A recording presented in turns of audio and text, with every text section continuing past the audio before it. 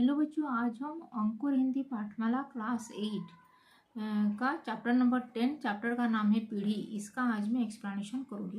Page number है 71।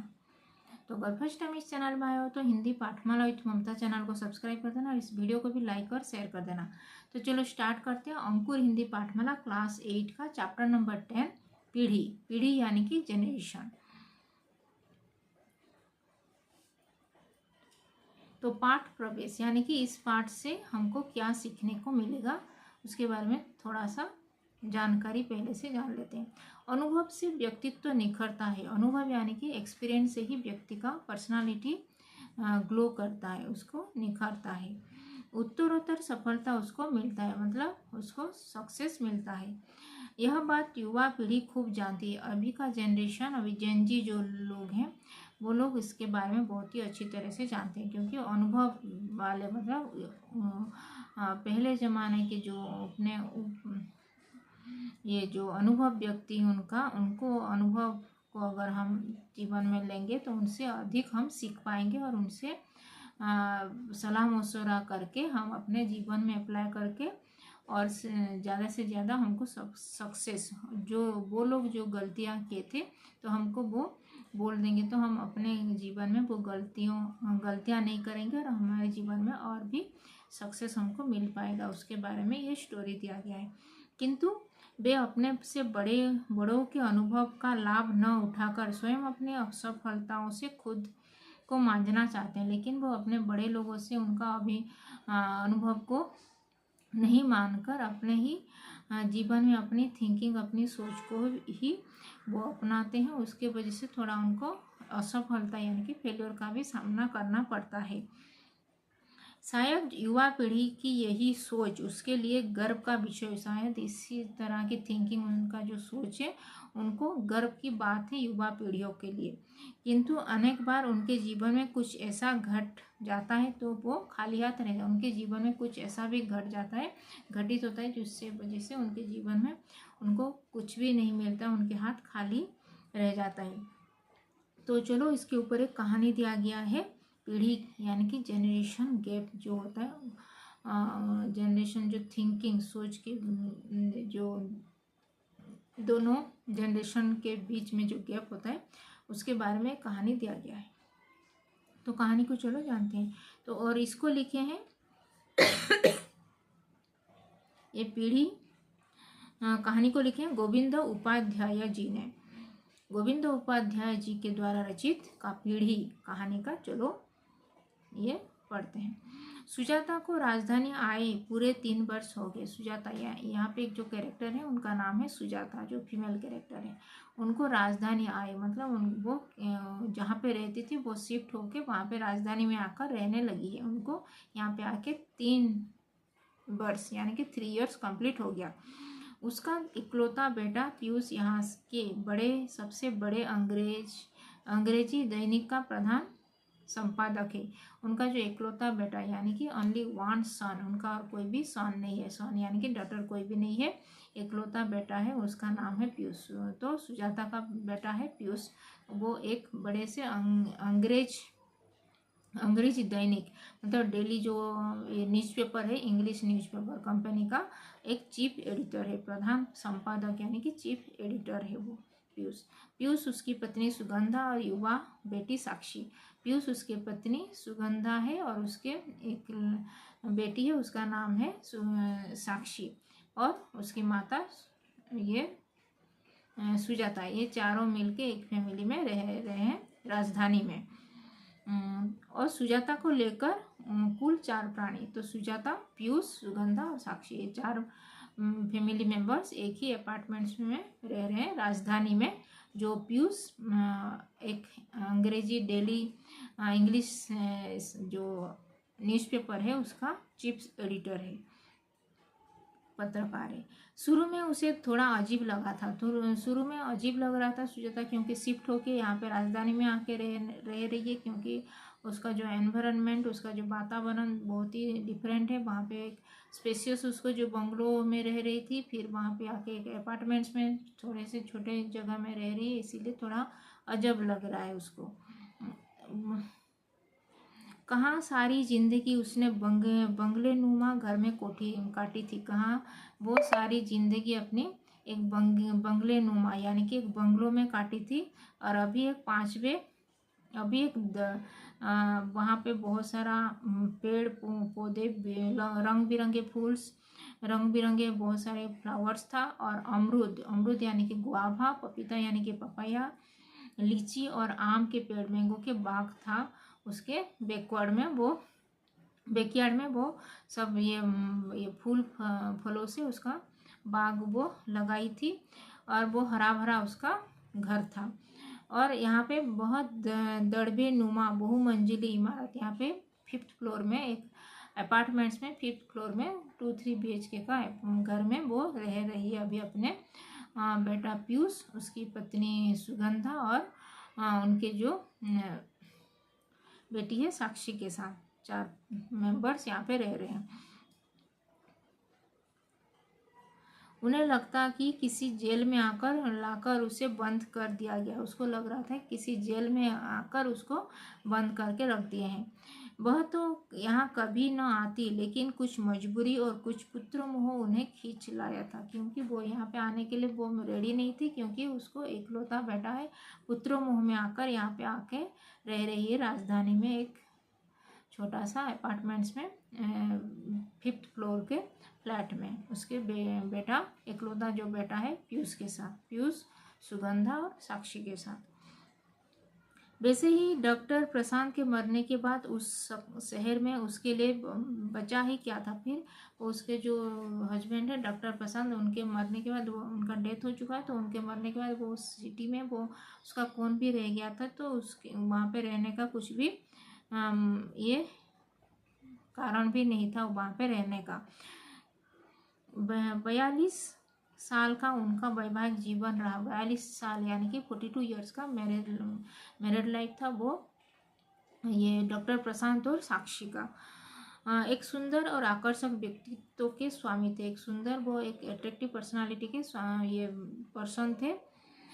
उस सुजाता के हस्बैंड डॉक्टर प्रशांत, वो एक सर्जन थे। एक जाने माने, डॉक्टर प्रशांत एक जाने माने सर्जन थे। और वो पैसा, इज्जत और प्रसिद्ध सब कुछ तो उनके पास था। पैसा भी था, वो पावर, पॉपुलैरिटी, वो फेमस भी थे, एक बड़े से सर्जन थे। तो उनको जाने माने सभी लोग जानते थे उसी लोकेलिटी, उस सिटी में। उन्होंने वह बंगला किसी अंग्रेज से खरीदा था। वो जो बंगलो वो खरीदे थे, जहाँ पे वो बाग बगीचा वो किए थे, वो बड़ा सा स्पेशियस बंगलो, वो एक अंग्रेज यानी कि एक फॉरेनर से वो खरीदे थे। तब शहर इतना घना ही नहीं था। वो शहर इतना घना भी नहीं था, बहुत ही कम लोग उस पास में लोकेलिटी में रह रहे थे। और ट्रैफिक भी इतना भीड़ नहीं था। सिविल लाइंस के सिविल लाइंस के बंगलों के पास वो रह रहे थे। उस बंगलों से उनके जो क्लिनिक, जो हॉस्पिटल जो आ रहे थे डॉक्टर प्रशांत, वो आने के लिए आधा घंटा उनको लगता था। आधा घंटा सिविल लाइंस के उस बंगलों से उन्हें बीच शहर में बने अस्पताल में आने के लिए उनको मात्र आधा घंटा लगता था। उनको हाफ एन आवर का डिस्टेंस लगता था, उनका ये जो क्लिनिक और उनका घर बंगलों का डिस्टेंस। तो ये था पेज नंबर 71 का एक्सप्लेनेशन। अभी पेज नंबर 72 का एक्सप्लेनेशन करूँगी। पीयूष तब छोटा सा था जब वो डॉक्टर प्रशांत जो बंगलो खरीदे थे, जब रह रहे थे उस सिटी में, जो सर्जन थे, तभी वो पीयूष एक छोटा सा लड़का था। वह भी अपने पिता की तरह मेधावी था। वो भी अपने पिता की तरह, डॉक्टर प्रशांत की तरह बहुत ही मेधावी, बहुत ही गुणवान ये था, अच्छा पढ़ता था।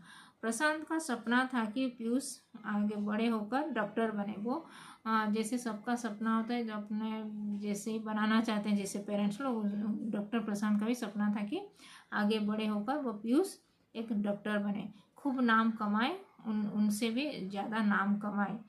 फिर दोनों बाप बेटे एक शहर में एक बड़ा सा हॉस्पिटल बनाएंगे, सुजाता हॉस्पिटल नामक एक हॉस्पिटल बना के वहाँ पे ये दोनों बाप बेटे वहाँ पे ये रोगी चिकित्सा यानी कि हॉस्पिटल में सभी का चिकित्सा ट्रीटमेंट करेंगे।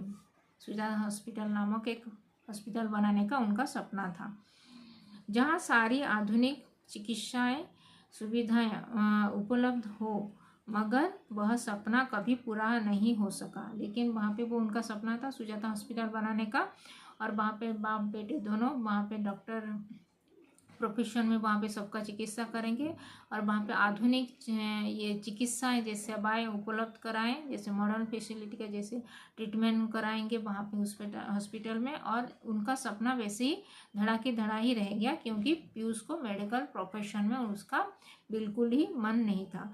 पीयूष को मेडिकल में कोई रुचि नहीं था। पीयूष को उनके बेटे जो इकलौता बेटा था पीयूष, उसका कुछ भी मेडिकल लाइन में जाने का कुछ भी मन ही नहीं था। वह वैसे जैसे जैसे बड़ा होता गया उसका इसी उस कारण से पिता जो बड़ा होते गया वह पिता पुत्र में भी मतांतर दूरियां बढ़ती गई। 12वीं तक किसी प्रकार साइंस का विद्यार्थी बना। फिर 12वीं यानी कि 12th ग्रेड तक वो किसी प्रकार वो साइंस पढ़ दिया। फिर साइंस में ये साइंस लेकर वो 12वीं कंप्लीट कर लिया। फिर उसके बाद ग्रेजुएशन में पहुंचते ही उसने बीए में एडमिशन ले लिया। फिर 12 के बाद वो ग्रेजुएशन में वो बीए बैचलर ऑफ आर्ट्स में ग्रेजुएशन कर लिया। प्रशांत मायूस हो गई। फिर डॉक्टर प्रशांत मायूस हो गया, क्योंकि उनका सपना था कि दोनों वो मेडिकल प्रोफेशन में जाएगा, और वो दोनों बाप बेटे एक हॉस्पिटल बनाएंगे, जो सुजाता हॉस्पिटल नामक उनके पत्नी के नाम से। और वहाँ पे आधुनिक यंत्रपाति यानी कि आधुनिक मेडिकल फैसिलिटी वहाँ पे सभी को देंगे बोल के उनका जो सपना था वो धड़ा ही रह गया, क्योंकि उनका बेटा उसका मेडिकल में जाना नहीं था, और वो ग्रेजुएशन करने के लिए वो बीए में एडमिशन ले लिया। समझ नहीं आ रहा था उस लड़के का भविष्य क्या होगा। वो उनको समझ नहीं आ रहा था कि उनका लड़का क्या करेगा बोल के आगे चल के, जिसे अपना भला बुरा सोचने की क्षमता ही नहीं, उसको भला बुरा अपना कुछ समझने का ये सक्षम भी नहीं है, तो आगे चल के उसका जीवन कैसे व्यतीत करेगा बोल के वो इसी चिंता में लगे थे। अच्छा भला पढ़ रहा था, फिर अच्छा भला तो पढ़ रहा था, क्योंकि और सोचा था कि बीएससी लेकर फिर आगे चल के मेडिकल प्रतियोगी परीक्षा में बैठेगा। फिर वो सोच रही थी कि बीएससी करके फिर मेडिकल ये मेडिकल एंट्रेंस में ये एग्ज़ाम देगा, फिर उसके बाद मेडिकल प्रोफेशन में जाएगा बोल के उनका सोच था। लेकिन उनका बेटा वो ग्रेजुएशन में बीए लेके फिर पत्रकारिता करने के लिए वो ऐसे आगे चल के जो पत्रकार बना है एडिटर वैसे ही करेगा। तो और यह नालायक अपना जीवन बर्बाद करने के लिए कसम खा रखा है, और अभी वो अपना जीवन को बर्बाद करने के लिए कसम खा रखा है, क्योंकि वो मेडिकल प्रोफेशन में नहीं जाके वो अभी बैचलर डिग्री में आर्ट्स लेके वो पढ़ रहा है, बल्कि वो अभी नालायक क्या करेगा, अपने भविष्य को लेकर इतना बर्बाद क्यों कर रहा है बोल के वो सोच रहे थे, जैसे बाकी पेरेंट्स लोग जैसे सोचते हैं। पिता पुत्र में एक अदृश्य दीवार खींच गई। फिर पिता पुत्र में एक अनदेखा दीवार, एक वॉल, जैसे अनदेखा अदृश्य एक दीवार वॉल, दोनों के बीच में एक रेखा खींच गई। धीरे धीरे संवादहीनता की स्थिति तक पहुंच गई। धीरे धीरे वो जो बात भी नहीं कर रहे थे दोनों पिता पुत्र, डॉक्टर प्रशांत और उनके पुत्र पीयूष, संवादहीनता यानी कि बातचीत भी नहीं हो रहा था, ऐसी स्थिति भी उनके बीच में पहुंच गई। यदि प्रशांत को कुछ कहना होता तो सुजाता से कहते। यदि डॉक्टर प्रशांत को कुछ कहना होता तो वो उनकी वाइफ सुजाता से कहते कि बोल दो अपने लाडले यानी कि पीयूष से बोल दो, उसकी कोई इज्जत नहीं है तो मैं कम से कम मेरा सम्मान का ख्याल रखें। उसको अगर कुछ भी कर रहा है तो मेरा तो सम्मान का ख्याल रख के कुछ काम करे। कपड़े वगैरह तो ठीक से पहना करे, मतलब कपड़ा जो ड्रेस सेंस भी जो जैसा ड्रेसअप हो रहा था उसका और उसका पिता के बीच में वो भी मतभेद हो गया था। वो भी कैसे पहन रहा है, कैसे दिख रहा है, कैसे जो ग्रूमिंग भी नहीं हो रहा है, वो शेप भी नहीं कर रहा है, कुछ तो अपना मेरा गरिमा का ख्याल ध्यान रखे बोल के वो अपनी पत्नी सुजाता से बात कर रहे थे, क्योंकि उनके पिता पुत्र में बातचीत भी बंद हो गया था। दोनों के बीच में वाल जैसे दीवार बन गया था। यही हाल पीयूष का भी था। यही हाल वो पीयूष अपने पिता से भी वो बात नहीं कर रहा था, इसीलिए वो आके सभी बातें अपनी मम्मी से सुजाता से बोल रहा था। मम्मी जी, पापा को बता दें कि उनका बेटा बीए में विश्वविद्यालय में पहला स्थान लाया है।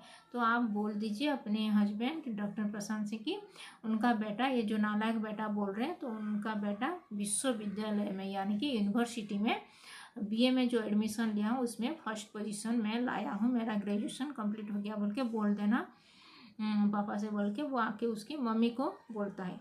तो उसमें कुछ शब्द के अर्थ दिया गया है। मेधावी, मेधावी यानी कि प्रतिभावान, होशियार, जो टैलेंटेड होते हैं। अदृश्य यानी कि जो अनदेखा, नहीं दिखा गया, जो जिसका ज्ञान नेत्रों से न हो सके, जो दिखाई नहीं देता हो, उसको बोलते हैं अदृश्य।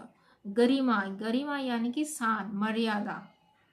तो ये था 72 पेज नंबर 72 का एक्सप्लेनेशन। अभी 73 पेज का एक्सप्लेनेशन करूँगी।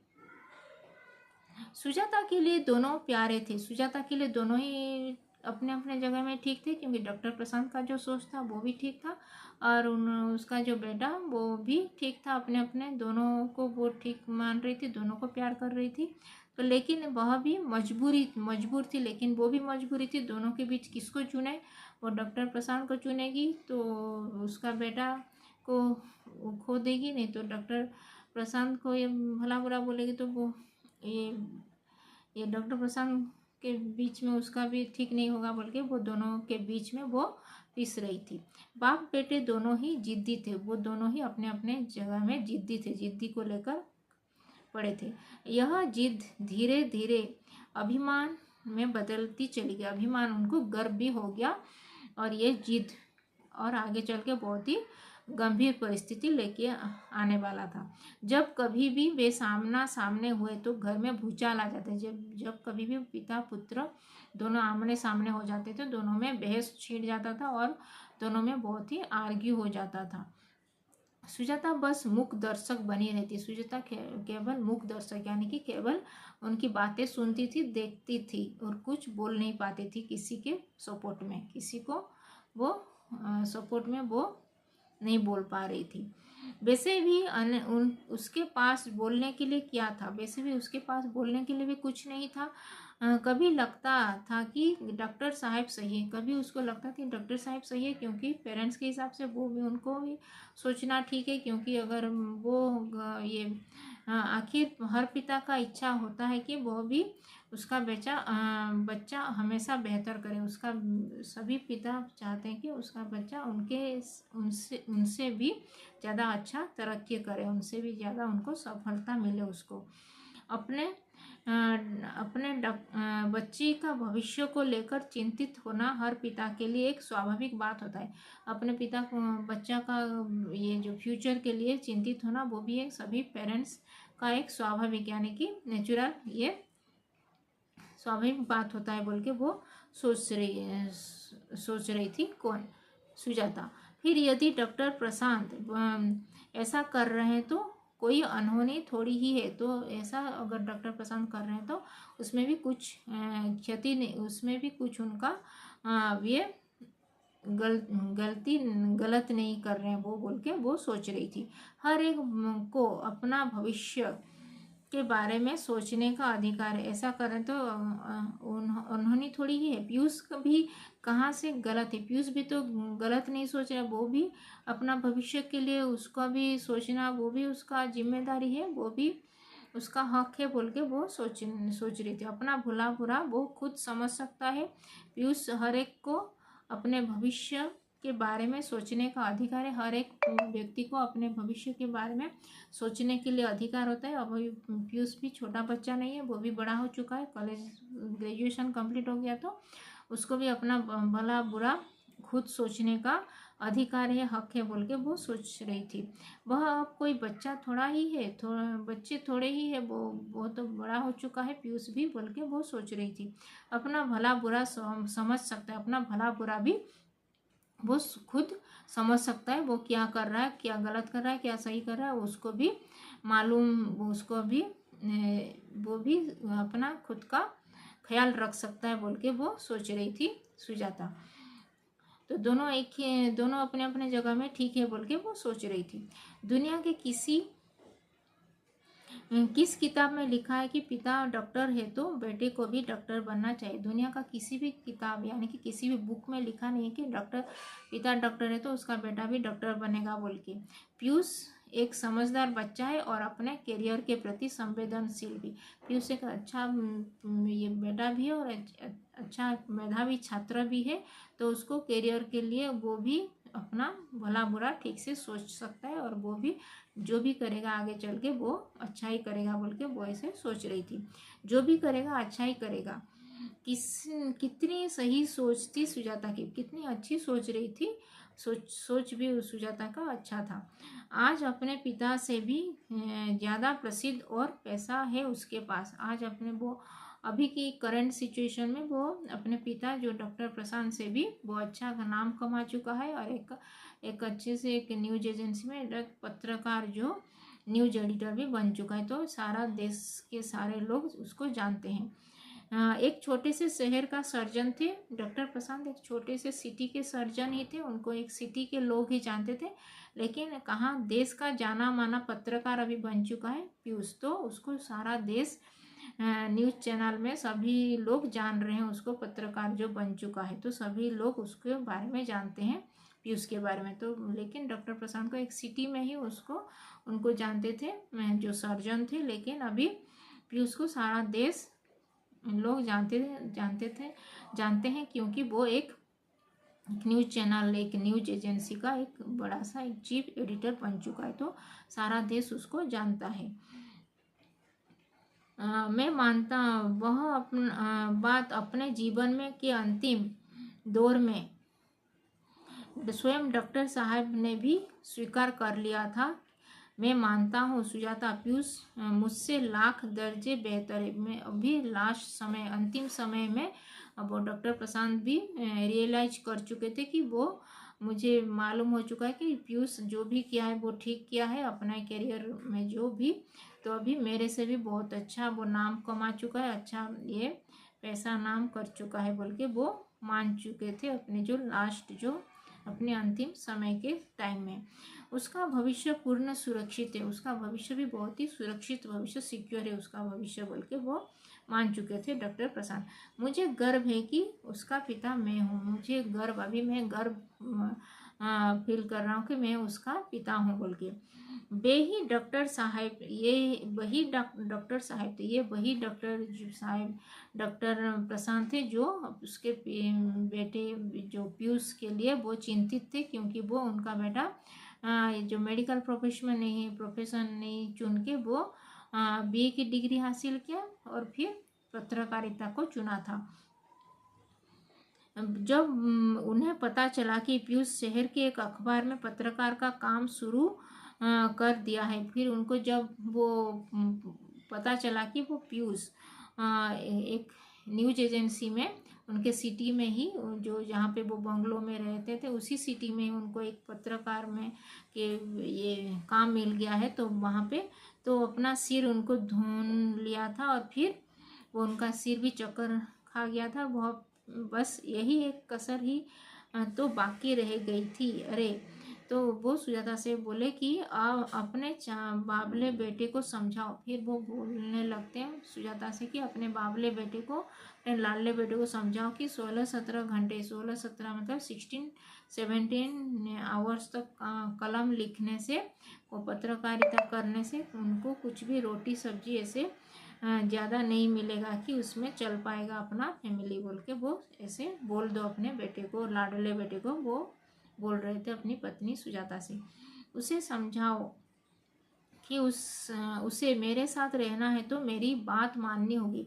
उसे समझाओ कि अगर मेरे साथ रहना है तो उससे मेरी बात माननी होगी और मेरे हिसाब से ही चलना पड़ेगा बोल के वो कहने लगे थे अपनी पत्नी सुजाता से। तो ये बात सुन लिया वो ये प्रशांत का ये वह आखिरी हत्या था। वो प्रशांत, डॉक्टर प्रशांत का ये आखिरी वेपन था, वो अपने बेटे को समझाने के लिए।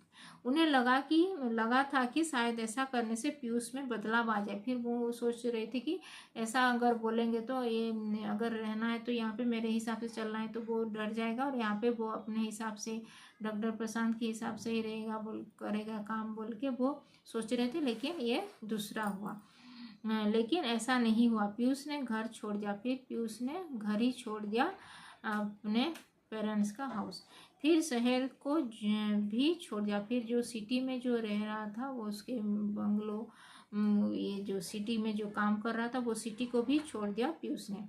कई अखबारों और न जाने कितने संघर्षों के बाद पीयूष को अपना मुकाम मिल ही गया।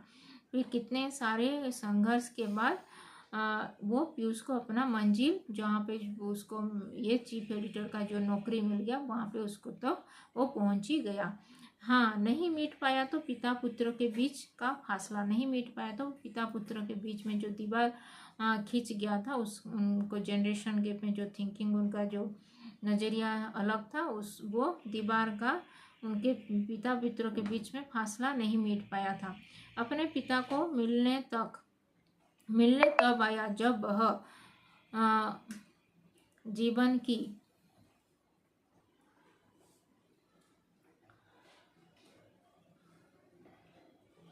पीयूष ने घर छोड़ दिया, फिर शहर में भी छोड़ दिया, फिर कई अखबारों और न जाने कितने संघर्षों के बाद उसको जो मंजिल पाना था वो चीफ एडिटर का नौकरी भी मिल गया। हाँ, नहीं मिट पाया तो पिता पुत्र के बीच में जो फासला था, जो दीवार खींच गया था उनके बीच में, जो जनरेशन गैप हो गया था, वो नहीं मिट पाया था। पीयूष अपने पिता से मिलने तब आया जब वह जीवन की अंतिम घड़ियां गिन रहे थे। जब भी वो पिता से मिलने आया था डॉक्टर प्रशांत से पीयूष ने, जब वो डॉक्टर प्रशांत अपने लाइफ के जो अंतिम समय घड़ियां गिन रहे थे, अंतिम समय आ चुका था उनका। जो काफ़ी लंबे समय तक बीमार रहे थे डॉक्टर से, काफ़ी लंबे समय तक, लॉन्ग टाइम तक वो बीमार में रहे थे डॉक्टर ये प्रशांत। हर पल उन्हें लगता कि बस पीयूष आने ही वाला है। हर समय उनको लग रहा था कि उनका बेटा पीयूष अभी आने ही वाला है, लेकिन वो नहीं आया था। सुजाता उनकी बेचैनी को समझ रही थी। फिर सुजाता भी उनके जो बेचैन हो रहे थे डॉक्टर प्रसाद, उनकी बेचैनी को भी समझ रही थी और उसने बेटे को फ़ोन किया। फिर सुजाता ने अपने बेटे पीयूष को फ़ोन किया। पीयूष, क्या तुम्हारी जीत पिता से भी बड़ी है? फिर वो अपने बेटे को फ़ोन करके बोले कि क्या तुम्हारी जीत, जो ये जीत की लगा हुआ है दोनों के बीच में, तो अभी भी तुम जिद्दी में हो और अपने पिता से भी मिलने नहीं आए हो, बोल के जो वो पूछने लगती है। यह किसी जिद है या बेटा के पुत्र अपने मरणासन पिता से भी नहीं मिल सकता? ये एक ऐसा जिद है कि जो पिता अभी पिता अपने मरने वाले हैं तुम्हारे पिता, तभी वो पुत्र भी अपने पिता के जो अंतिम समय में भी मिलने नहीं आ रहा है, बोल के वो कहने लगती है अपने पुत्र पीयूष से। फिर पीयूष दूसरे दिन पिता के पास आया। फिर जो उसकी मम्मी के फ़ोन के बाद नेक्स्ट डे वो पीयूष ने अपने पिता डॉक्टर प्रशांत से मिलने को आया था, वो जो दूसरे सिटी में जो रह रहे थे। बात तो तब भी उनमें नहीं हो पाई थी, तभी भी बात वो दोनों में नहीं हो पाया था। बस दोनों की आंखों के आंसू अपने व्यथा कहते रहे। फिर दोनों के आंखों के आंसू ही वो बातें बोल रहे थे, लेकिन उनके माउथ से एक भी बात नहीं बोल पाए थे दोनों पिता पुत्र ने। प्रशांत की सांसें ने जवाब दे दिया, वो नहीं रहे। फिर डॉक्टर प्रशांत भी उनकी जो ब्रीथ भी नहीं कर पाए और वो उनका डेथ हो गया, वो नहीं रहे, यानी कि उनका डेथ हो गया। अभी उसके शब्द के अर्थ कुछ दिया गया है। अभिमान यानी कि अहंकार, जो गर्व करते हैं। स्वाभाविक यानी कि सहज, जो सरल होता है, प्राकृतिक। मुकाम यानी कि मंजिल जो पाना। मरणासन यानी कि जो मरने वाला है, जो अंतिम समय पर है, अंतिम जीवन के अंतिम समय, जो मरने के बहुत समीप हो, जो उसको बोलते हैं मरणासन। व्यथा यानी कि कष्टदायक पीड़ा। तो ये था पेज नंबर 73 का एक्सप्लेनेशन। अभी पेज नंबर 74 का एक्सप्लेनेशन करूंगी। एक पिता का अंतिम संवाद था अपने पुत्र के लिए। एक वो अपने जो डॉक्टर प्रशांत उनके बेटे के लिए एक लेटर, एक चिट्ठी छोड़ के गए थे, एक संवाद यानी कि एक लेटर लिख के गए थे अपने पुत्र के लिए। बेटा, मैं तुम पुराने विचारों का आदमी हूँ, मैं पुराने ख्यालात का आदमी हूँ। मेरा ख्यालात और तुम्हारे अभी इस जनरेशन के अभी तुम्हारा जो थिंकिंग है बहुत ही डिफरेंट है दोनों में। तो अभी मैं पुराने विचारों के आदमी हूँ, तुम नई पीढ़ी का नज़रिया, तुम्हारा नई पीढ़ी अभी जो तुम्हारा न्यू जनरेशन, अभी जो तुम न्यू जनरेशन के हो, तुम्हारा नज़रिया अलग है हमारे से, बोल के वो लिखे हैं। हाँ, हो सकता है मैं गलत रहा हूँ, मुझे हो सकता है कि मैं गलत हूँगा, लेकिन अब मेरा अंतिम समय है। मुझे बस तुम्हारी तेरी माँ की चिंता है। अभी मेरा अंतिम समय आ चुका है, तो अभी मेरा चिंता एक ही है, तुम्हारा माँ के लेकर, तुम्हारे माता को लेकर। अब वह तुम्हें बहुत चाहती है, वह तुम्हें बहुत ही चाहती है। तो अभी सुजाता के लिए ही मुझे, तुम्हारे माता के लिए ही परेशान है, मेरा चिंता है, बोल के वो लिखे हैं वहाँ पे। मेरे कारण वह तुमसे दूर रही, मेरे कारण ही वह तुम्हारी माता तुमसे, माता और पुत्र भी दूर रहे थे, मेरे कारण ही, बोल के वहाँ पे लिखे हैं, मेरे जीत की वजह से। अब उसे अपने साथ रखना। अब तुम्हारी मम्मी, तुम्हारी माता सुजाता को भी तुम अपने साथ ही रखना। जीवन के अंतिम पहर में कम से कम वह अपनी औलाद के लिए न तड़पे। जीवन के अभी अंतिम समय में तुम्हारी माता अपनी औलाद यानी कि पुत्र के लिए जैसे नहीं तड़पेगी, वैसे वो वहाँ पे लिखे हैं वही चिट्ठी पत्र में। प्रशांत का यह पश्चाताप था या सुजाता के अकेलेपन की चिंता? डॉक्टर प्रशांत का यह पश्चाताप मतलब पछतावा भी था, और उनकी जो पत्नी सुजाता का अकेलापन भी, वो कैसे करेगी बोल के वो भी चिंता में थे। लेकिन यह बिल्कुल सच था कि पीयूष को वो बहुत ही चाहते थे, लेकिन ये भी सच था कि वो डॉक्टर प्रशांत पीयूष को भी बहुत चाहते थे, लेकिन वो बोल नहीं पा रहे थे। शुरू में पति की यादों ने इस शहर को नहीं छोड़ने दिया। फिर शुरू में वो अपनी पति जो हस्बैंड जो डॉक्टर प्रशांत थे, उनकी याद में वो सिटी भी नहीं छोड़ पाई थी, वो बंगलों में ही अकेले ही रह रही थी। फिर थोड़े दिन के बाद वो प्रशांत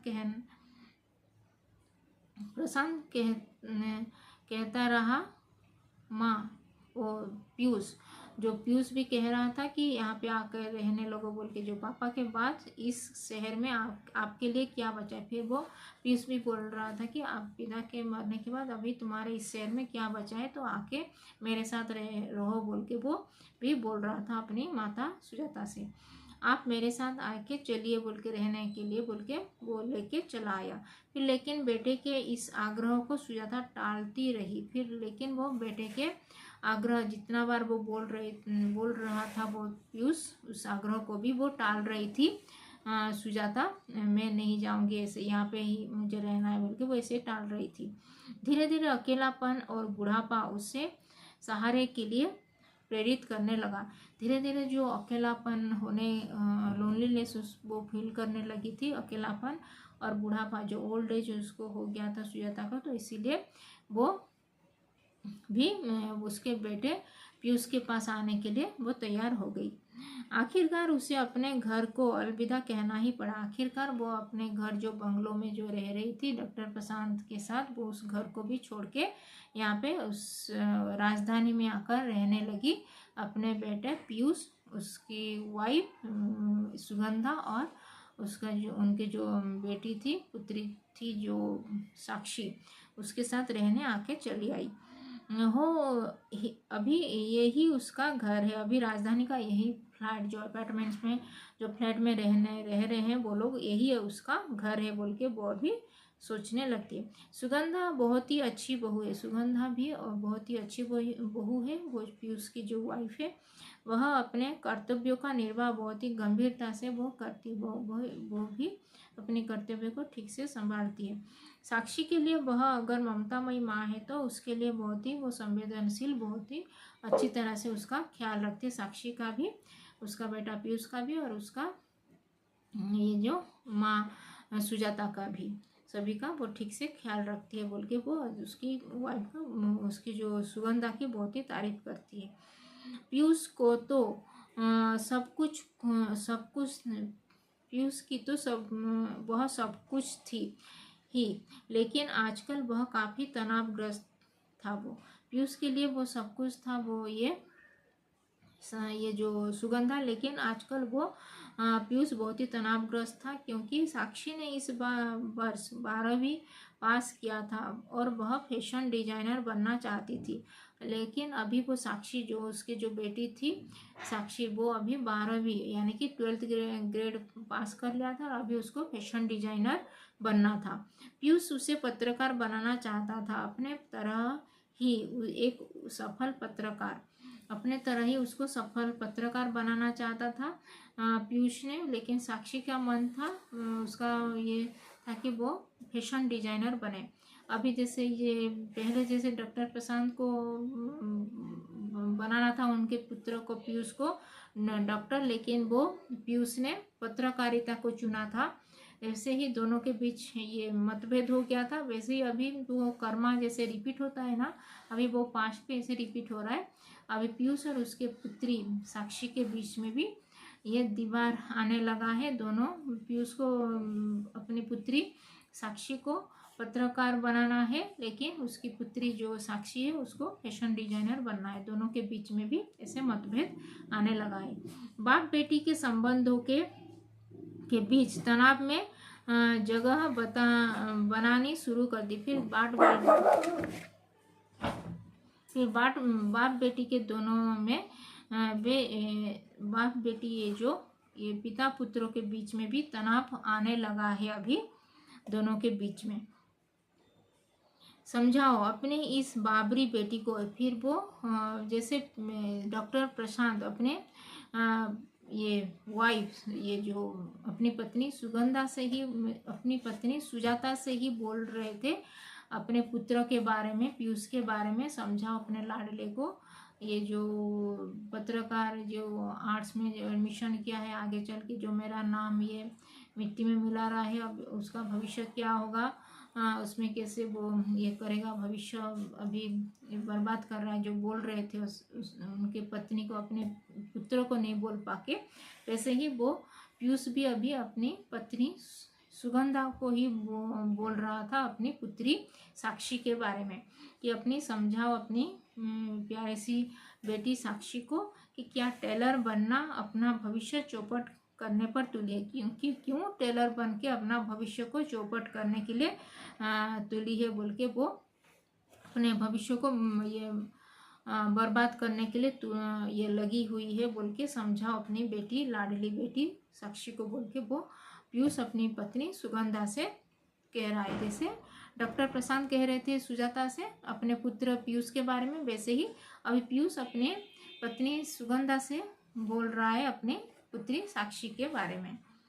भविष्य चौपट करा, इसीलिए कर्मा अभी रिपीट हो रहा है। भविष्य चौपट करने पर तुली है। कितना संघर्ष है इस क्षेत्र में, कितना संघर्ष है फैशन डिजाइनर में बनने में। सारी जिंदगी कपड़ा काटती रहेगी, यह भी कोई प्रोफेशन है। सारी जिंदगी ऐसे टेलर कपड़ा को पकड़ के ये स्टिचिंग, ये सीजर पकड़ के ऐसे कपड़ा को काटती रहेगी, स्टिचिंग करती रहेगी, तो ये भी कोई प्रोफेशन हुआ बोल के वो कहने लगता है। तो यहाँ पे कुछ शब्द के अर्थ दिया गया है। पश्चाताप यानी कि अफसोस, पछतावा करना। तो ये था पेज नंबर 74 का एक्सप्लेनेशन। अभी पेज नंबर 75 का एक्सप्लेनेशन करूँगी।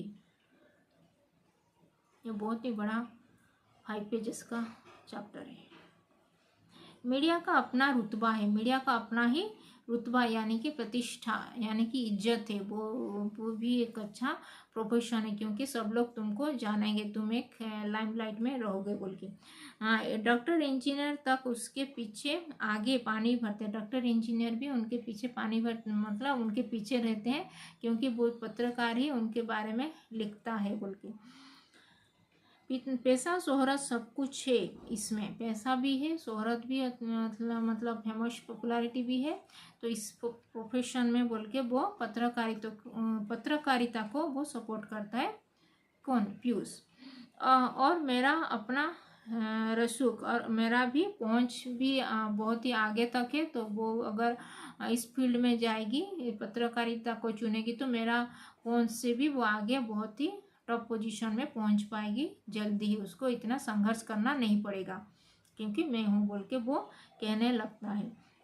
बिना ज़्यादा संघर्ष के वह बुलंदी छू लेगी, बिना ज़्यादा संघर्ष किए बिना ही उसको सब कुछ मिल जाएगा बोल के वो कहने लगता है अपनी पत्नी सुगंधा से। कौन? पीयूष।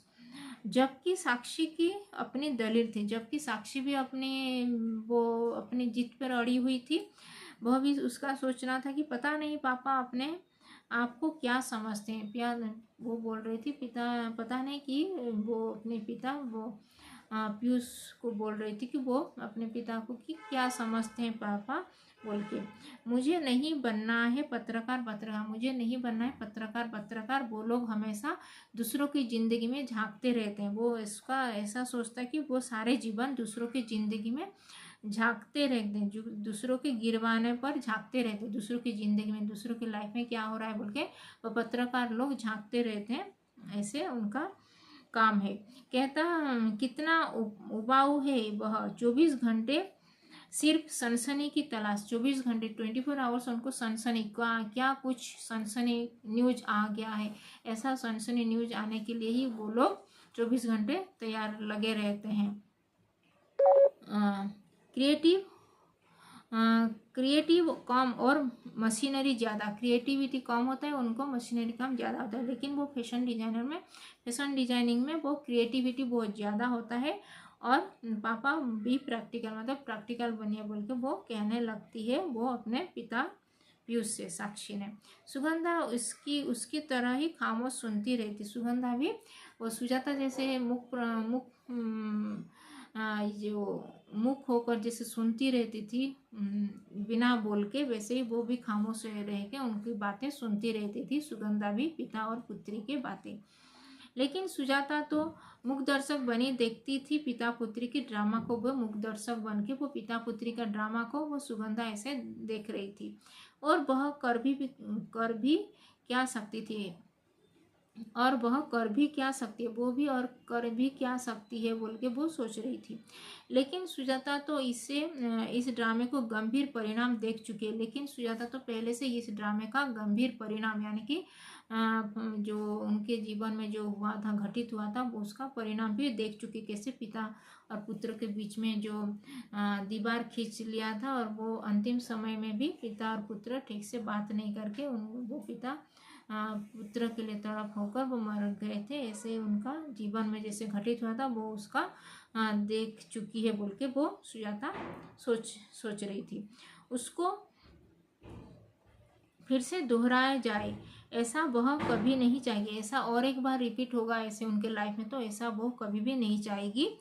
पिता पुत्री का अभिमान टकराए इससे पहले ही सुजाता ने हस्तक्षेप किया। पिता पुत्री का जो उनका जिद ऐसे टकराएगा तो उसके पहले ही वो हस्तक्षेप, यानी कि उनके बीच में वो दखल देके बोलने लगती है।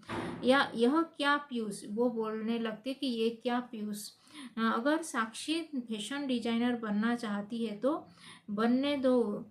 अगर तुम्हारी पुत्री साक्षी फैशन डिजाइनर बनना चाहती है तो उसको बनने दो बोल के वो उसके सपोर्ट में कहने लगती है। हर पीढ़ी का यह हक बनता है, हर पीढ़ी, हर जनरेशन का यह हक बनता है कि वो उनके फ्यूचर, उनके भविष्य के बारे में वो अपने बारे में वो खुद सोचे कि वह अपनी लड़ाई खुद लड़े। वो उनकी लड़ाई को खुद लड़ने दो, उनके संघर्ष को खुद, उनको संघर्ष के साथ उनको जो उनका जो मंजिल पाना है उसको संघर्ष उनको ही लड़ने दो बोल के वो कहने लगती है। कोई प्रोफेशन बुरा नहीं है, कोई भी प्रोफेशन बुरा नहीं है। डॉक्टर प्रोफेशन भी बुरा नहीं है, कि पत्रकारिता भी बुरा नहीं है, कि फैशन डिजाइनिंग का भी प्रोफेशन बुरा नहीं है। सवाल है तो अपनी अभिरुचि का, सवाल है तो अपना जो इंटरेस्ट का बोल के वो कहने लगते। तुम्हारा जो रुचि है उसके हिसाब से ही हमको करना चाहिए बोल के। यदि कार्य ही मनपसंद का नहीं होगा, यदि तुम्हारा कार्य जो तुम्हारा जो रुचि जिसमें अगर नहीं होगा तो उसमें अगर प्रोफेशन में जाओगे तो उसमें कैसे तुमको सफलता मिलेगा, तुमको वहाँ पे सफलता नहीं मिल पाएगा। तो वो कहने लगती है कि यदि कार्य ही मनपसंद का नहीं होगा तो सफलता कैसे तुम्हें मिलेगा, सफलता भी कहाँ से मिलेगी। ये रही भविष्य की बात, उसके जिम्मेदार हम नहीं है। रही भविष्य में क्या होने वाला है, किस प्रोफेशन में क्या होने वाला है, तो हम उसके लिए जिम्मेदार नहीं है। लेकिन हमको अपना अपना ये जो रुचि के अनुसार हमको ये प्रोफेशन हमको चुनने के लिए हम खुद का ये चयन करना चाहिए बोल के वो सपोर्ट करने लगती है अपनी ग्रैंड डॉटर जो ये साक्षी को। यदि कार्य ही मनपसंद नहीं होगा तो सफलता कहीं से मिलेगी, कहाँ से मिलेगी। रही भविष्य की बात, उसके जिम्मेदार हम नहीं हैं। तुम अपना वक्त याद करो, तुम अपना जो बीता हुआ समय को याद करो बोल के वो अपने पास्ट में जो घटित हुआ है उसको, पास्ट लाइफ को दिखाने लगती है। तुम्हारे साथ कैसे हुआ था, तुम अपना वक्त को याद करो। मैं नहीं चाहती थी कि एक बार फिर दो पीढ़ियों की टकराहट इस घर की सुख शांति को छीने। मैं नहीं चाहती थी कि जैसे तुम्हारे और तुम्हारे पापा डॉक्टर प्रशांत के बीच में जैसे टकराहट हुआ था और तुम घर छोड़ के चले गए थे, और डॉक्टर प्रशांत तुम्हारे पिता जो अपने मरने के अंतिम समय में भी वो तुमको तड़प रहे थे, और तुम लास्ट समय में आके तभी वो तुम्हारे बीच में बात नहीं हो पा रहा था। ऐसे जो हमारे समय में जैसे हो चुका है वो और एक बार मुझे नहीं चाहिए। इस घर के सुख शांति में ये विघ्न डाले बोल के वो समझाती है अपने पुत्र पीयूष को। पीयूष के चेहरे पर एक उदास मुस्कान रेंग गई। फिर पीयूष भी वो सोचने लगता है वो जो हुआ था उसके साथ, वो कैसे उसके और उसके पिता पुत्र के बीच में जो दीवार हो गया था, दीवार बन गया था, और उनके बीच में जो वार्तालाप भी नहीं हो रहा था, और उनके पिता के घर छोड़ के चला आया था, और कैसे वो उसके पिता के अंतिम समय में भी उनके साथ वो ठीक से बात नहीं कर पा के वो उसके पिता उनका देहांत हो गया था। वो सब उसके सामने में सब ये आके वो देखने लगता है उसके आगे, जैसे जो कुछ घटित हुआ था उसके अतीत में। शायद आप ठीक कह रही है माँ। फिर वो अपनी माँ को भी वो बोलने लगता है पीयूष की शायद आप ठीक कह रही है। फिर साक्षी की तरफ देखकर बोला, फिर साक्षी की तरफ, अपनी पुत्री साक्षी की तरफ देखकर बोला, तो ले आओ कॉलेज से फॉर्म और बनो फैशन डिजाइन। फिर तो तुम कल ही लेके आना फैशन, और कॉलेज से ये फैशन डिजाइनिंग का फॉर्म, और फैशन डिजाइनर बन जाओ, जो तुमको बनना है वो बन जाओ बोल के वो भी हाँ बोल देता है अपनी पुत्री के सपोर्ट में। लेकिन दादी के कपड़े डिजाइन करना ना भूलना। लेकिन अपनी दादी जो सुजाता, जो अपने ये सुजाता की कपड़े अपने की दादी का ये ड्रेस भी डिजाइन करने के लिए नहीं भूलना। उनका ड्रेस को डिजाइन पहले तुम ही करना बोल के वो हंसी से बोलने लगता है। साक्षी खुशी से उछल पड़ी। फिर साक्षी भी खुशी से उछल पड़ी क्योंकि उसके दादी उसके पिता को समझाने के बाद ही उसके पिता का जो ये चेंज हुआ था, उनका जो मन परिवर्तन की थी उसकी दादी ने, जो उसके पिता पीयूष का जो, तो उसके लिए दादी को वो दादी के पास आके वो अपने दोनों बाहों से उसको बांध लिया, दोनों तो से वो हक करने लगी वो साक्षी ने। सुगंधा के चेहरे का तनाव धीरे धीरे पिघलने लगा था। फिर सुगंधा जो ये तनाव हो गया था उसके पास्ट में, उसके अतीत में जैसे उसके साथ बीत चुका है जो भी, वो उसके जो तनाव था उसके मन में वो भी सब पिघलने लगा था। फिर उसके मन को भी हल्का महसूस करने लगी थी वो। ये था पेज नंबर 75 का एक्सप्लेनेशन। तो अभी कुछ शब्द के अर्थ जानेंगे। तो रुतबा यानी कि प्रतिष्ठा, जो इज्जत मान सम्मान होता है। रसूख यानी पहुंच, अपना पहुंच किस पोजीशन तक है वो ये रसूख।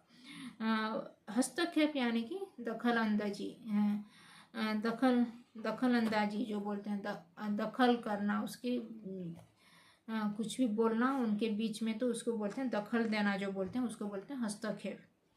तो ये था गोविंद उपाध्याय जी के द्वारा रचित पीढ़ी, कहानी पीढ़ी है उसका नाम।